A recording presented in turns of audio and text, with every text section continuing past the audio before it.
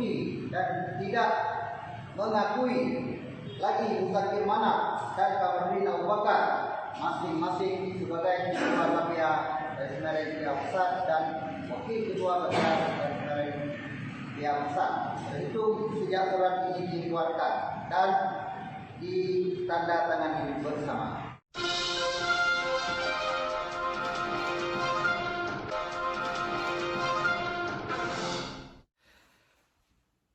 Assalamualaikum warahmatullahi wabarakatuh. Puja ke Allah yang kalih gebi nikmat sehat dan nikmat yang lagi rupa. Selawat ke baginda Nabi Raya Nabi Muhammad sallallahu alaihi wasallam, ke keluarga gopnyan, al sahabat gopnyan yang kalih gepedang kalimah asyhadu an la ilaha illallah wa asyhadu anna Muhammadar Rasulullah. Kemuliaan salam takzim ke Bandung, saudara, gurai, keseluruhan bangsa Aceh.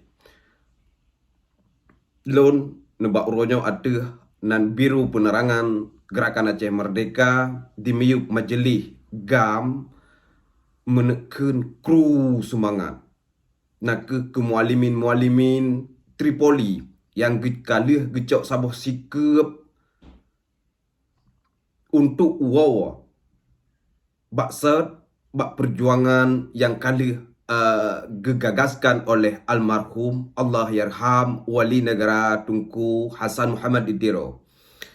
Ketika para mualimin senambung lidah yang kali gepurno ketika uronyo urangnya ka mufum uronyo gedanyo kamu wait maka urangnya ka getim cok sabuh sikap untuk wawa maka gedanyo akan tapekang drawat untuk sabuh komando, untuk saban-saban talawan senambung-senambung jaro Indonesia yang nadi Aceh, untuk bekle tapu maju senambung-senambung jaro Indonesia yang nadi Aceh. Insya Allah dengan sabuh sikap mualimin yang kan ijoknya, semoga nyan ke bubek goyang karena hana jual beli yang paling raya selain daripada jual beli dengan Allah.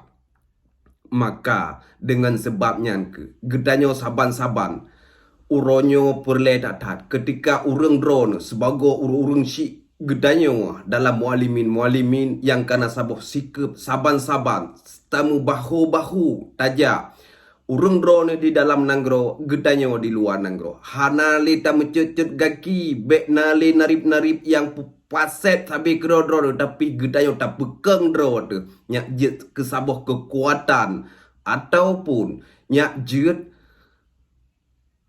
kesabuh langkah pun nebak buat yang raya akan uka. Jadi sigata longkeun semak kru semangat kedro-dro ne Bandung, mualimin yang kana sabuh sikap untuk saban-saban talawan talau penjajahan yang na di ruang dunianya, kru semangat dan ke Bandung bangsa Aceh. Insya Allah gedanyo akan terus menantu dari Allah atih nan keyakinan pe yang akan tanah pebut. Mungkin habapan dari lon ke urung-urung drone yang banleh necok sabuh sikap. Semoga sikap yang urung drone necok Bandung dengan sikap yang istiqamah, yang keng, yang butoi-butoi, pe yang kalih ne pegetnya. Terima genasih ke urung drone hingga gede saban-saban tak ayun langkah, tak ayun gaki untuk talawan penjajahan di atas bumi Acehnya. Insya Allah. Long akhiri kalam mungkin nyan sagai bacut dari lon terima genasih si gede ke Bandung dengan lafaz Assalamualaikum warahmatullahi wabarakatuh.